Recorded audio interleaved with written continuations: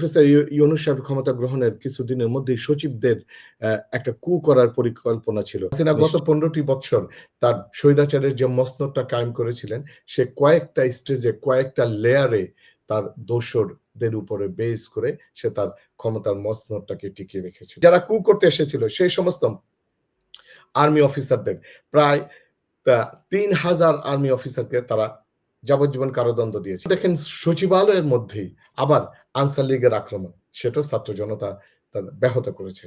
গোপালগঞ্জে আওয়ামী লীগের আক্রমণ সেনাবাহিনী সেটা ব্যাহত করেছে। আপনি যদি এদেরকে সোজা না করতে পারেন, প্রফেসর ইউনূসের সরকার সোজাভাবে চলতে পারবে না। এই আওয়ামী স্বৈরাচারের দোসরদের এগেনস্টে আপনাকে কঠোর পদক্ষেপ এখনই নিতে হবে। সচিবালয় আগুন, সচিবালয়ের আগে কিন্তু সচিবালয়দের যে যেখানে থাকেন তারা স্কাটন, সেখানে আগুন লেগেছিল 2 দিন আগে, আর 2 দিন পরে এখানে আগুন লেগেছে। এই সবকিছুই এই আগুন লেগেছে না, বলা হচ্ছে সবাই এটা আগুন লাগানো হয়েছে। এটা স্পষ্ট, কেউ মনে করছে না এটা আগুন লেগেছে, সবাই এটা পরিষ্কার আগুন লাগানো হয়েছে। এবং আগুন লাগানোর পিছনে কারা কাজ করছে এগুলো বিষয়গুলো ক্লিয়ার হয়ে গেছে যে স্বৈরাচারী দোসর, তারা কোনোভাবেই সরকার যাতে সফল না হতে পারে সেই চেষ্টা চালিয়ে যাচ্ছে। কিন্তু দুঃখের সাথে বলতে হয় এই সরকার আসার পরে এই স্বৈরাচারী দোসরদের ব্যাপারে কঠিন কোনো পদক্ষেপ নিচ্ছে না। এই বিষয়টা আপনি কিভাবে দেখছেন? আওয়ামী লীগ গত 15টা বছর বাংলাদেশে স্বৈরশাসন এবং ত্রাসের রাজত্ব কায়েম করেছিল। জুলাই আগস্টের বিপ্লবের মধ্য দিয়ে এবং এক সফল অভ্যুত্থান ও বিপ্লব যেভাবেই বলি না কেন, এর মধ্য দিয়ে হাসিনা সরকার বাংলাদেশ থেকে পালাতে বাধ্য হয়েছে। বাট হাসিনার দোসররা কিন্তু এখনো বাংলাদেশ থেকে পালায়নি। হাসিনার দোসররা এখনো পর্যন্ত রয়েছে। হাসিনা গত 15টি বছর তার স্বৈরাচারের যে মসনদটা কায়েম করেছিলেন, সে কয়েকটা স্টেজে কয়েকটা লেয়ারে তার দোসরদের উপরে বেস করে সে তার ক্ষমতার মসনদটাকে টিকিয়ে রেখেছিল। যার কারণে তার এক একটা লেয়ারের সাথে যেই সমস্ত দোসরগুলো ওতপ্রোতভাবে জড়িত, তারা ঘুরে ঘুরে আসে এই বর্তমান ইন্টারিম গভর্নমেন্ট, আমাদের প্রফেসর ইউনূসের গভর্নমেন্টকে বিব্রত করার জন্য আপনি বলেছেন, বা অস্থিতিশীল করার জন্য। আমরা যদি এভাবে চিন্তা করি, দেখেন সচিবালয়ে যেটা হলো আপনার ইউনূস সরকার, প্রফেসর ইউনূস সাহেব ক্ষমতা গ্রহণের কিছুদিনের মধ্যেই সচিবদের একটা কু করার পরিকল্পনা ছিল। নিশ্চয়ই সেটা আপনি অবগত এবং দেশবাসী অবগত। বাট সেই কুটাকে ঠেকিয়ে দিয়েছিলেন এদেশের তরুণ ছাত্র জনতা একত্রিতভাবে।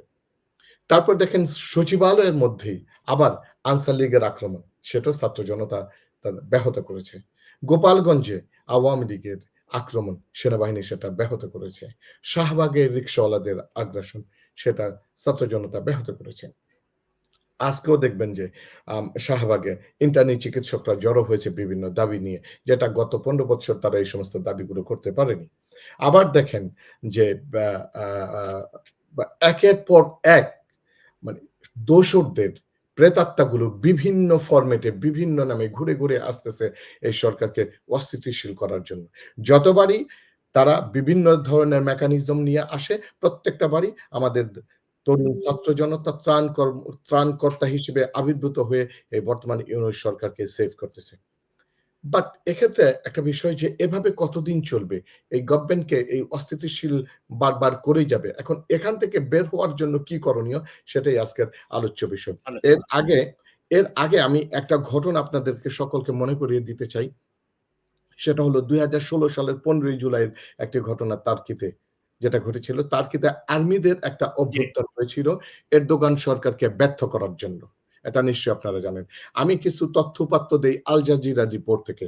সেখানে ঐদিন যেটা হয়েছিল, আর্মিরা একে পার্টির যেটা পার্টি হাউস সেখানে বোম ফেলেছিল।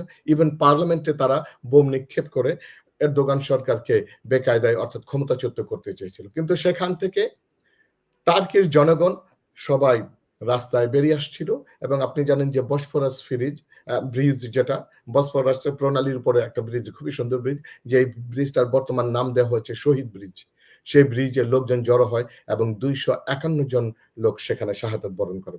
2200 জন লোক আহত হয় এবং পুলিশ এবং এরদোগানের যে আর্মিরা তারা মাঠে নেমে জনগণের সাথে একাত্মতা পোষণ করে এই এরদোগান সরকারকে সেভ করে এবং ক্ষমতাচ্যুত হতে দেয়নি।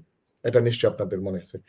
এর পরের ঘটনাটা হচ্ছে বাংলাদেশের শিক্ষা নেওয়ার বিষয়, ইতিহাস থেকে শিক্ষা নেওয়ার বিষয়। এরদোগান সাহেব তখন কি করলেন? এরদোগান সাহেব কিন্তু সুশীলদের মতো এই যে বর্তমান যে আমাদের যে সরকার রয়েছে যে অত্যন্ত জেন্টলম্যান সরকার, এভাবে জেন্টলম্যানের মতো কাজ করেননি।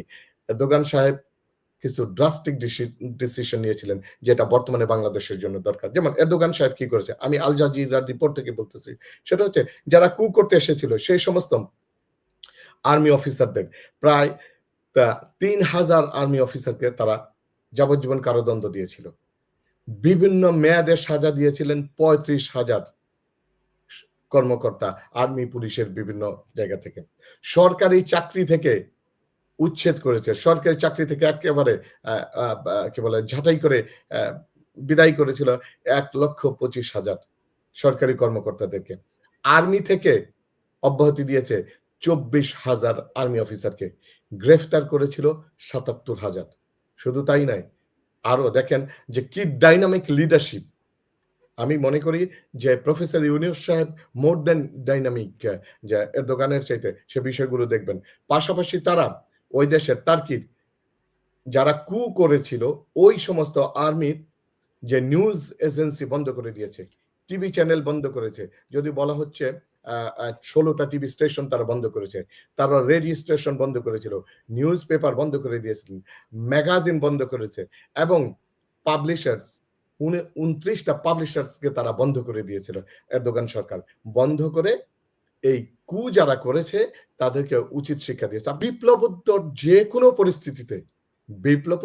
কোনো পরিস্থিতিতে এ ধরনের ডাইনামিক সিদ্ধান্তগুলোই নিতে হয় বিপ্লবকে সার্থক করার জন্য এবং গভর্নমেন্টকে অত্যন্ত সুচারু এবং সূক্ষ্মভাবে পরিচালনার জন্য। এখন আমাদের এই স্বৈরাচারী দোসর যারা বিভিন্ন লেয়ারে একের পর এক স্তর বজায় রেখেছে, তৈরি করেছিল হাসিনা সরকার, যাদেরকে একটার পর একটা বিভিন্ন নামে, আনসার লীগ নামে, গোপালগঞ্জের লীগ নামে, পুলিশ লীগ, রিকশা লীগ, ডাকাত লীগ, বিভিন্ন নামে যারা আসতেছে তাদেরকে প্রতিহত করার জন্য। এবং দেখেন যারা বিভিন্ন সময় হাসিনা সরকারের সুবিধাভোগী ছিল, যারা হাসিনাকে স্বৈরাচারী হাসিনা হয়ে উঠতে সহায়তা করেছিল, যে যারা হাসিনাকে ত্রাসের রাজত্ব কায়েমে সহযোগিতা করেছে, দেশে যারা গুম খুন, আয়নাগর হত্যা, শেয়ার বাজার ধ্বংস, লুটপাট, বিদেশে অর্থ পাচার, দুবাই মালয়েশিয়াতে যারা সেকেন্ড হোম, কানাডাতে যারা বেগমপাড়া গড়তে সহায়তা করেছিল, যে সমস্ত সাংবাদিকগুলো স্বৈরাচারী হাসিনার সাথে সফর করেছে, হাসিনাকে তেলতেলা কোশ্চেন করেছে, হাসিনার গুণকীর্তন করেছে এবং বিভিন্ন সচিবগণ, ডিসিগণ, এসপিগণ যারা হাসিনার সাথে বছরের পর বছর বিদেশ ভ্রমণ করেছে এবং বিভিন্ন প্রজেক্টের নামে, ট্রেনিং এর নামে কমিশন বাণিজ্য করেছে, দেশের অর্থনৈতিক অবস্থাকে লুটেপুটে খেয়েছে, সেই সমস্ত দোসরদেরকে চিহ্নিত করে সেই সমস্ত সচিব, ডিসি, এসপি, সমস্ত গোয়েন্দা কর্মকর্তা, আনসার, বিজিবি, র্যাবের কর্মকর্তা এবং এদেরকে খুঁজে বের করতে হবে, তাদেরকে শাস্তি ও বিচারের সম্মুখীন করতে হবে, অ্যারেস্ট করতে হবে, চাকরি থেকে এদেরকে চেটে ফেলে দিতে হবে। তা না হলে আপনি যদি, শুধু তাই না, আরো একটা বিষয় একটু বলে নেই, তাদের চাকরি থেকে ছেটে ফেলে দিতে হবে, তাদের এবং তাদের পরিবারের সহায় সম্পদ এবং ব্যাংকগুলোকে, ব্যাংক অ্যাকাউন্টকে জব্দ করতে হবে, সহায় সম্পদের হিসাব চাইতে হবে, তাদেরকে মনিটর করতে হবে, তাদের ফোনগুলোকে সার্বক্ষণিক করতে হবে, তাদের গতিবিধি পর্যবেক্ষণ করতে হবে, তাদের পাসপোর্ট সিজ করতে হবে। মোদ্দা কথায় আপনাকে একটা ম্যাসিভ ডিস্ট্রাকটিভ সিদ্ধান্ত নিতে হবে এদেরকে সোজা পথে হাঁটানোর জন্য। আপনি যদি এদেরকে সোজা না করতে পারেন, প্রফেসর ইউনূসের সরকার সোজাভাবে চলতে পারবে না। তারপর আমার যে এই সেগমেন্টের যে উপসংহার, এই আওয়ামী স্বৈরাচারের দোসরদের এগেইনস্টে আপনাকে কঠোর পদক্ষেপ এখনই নিতে হবে, তা নাহলে সামনে আরো বিপদ আসবে।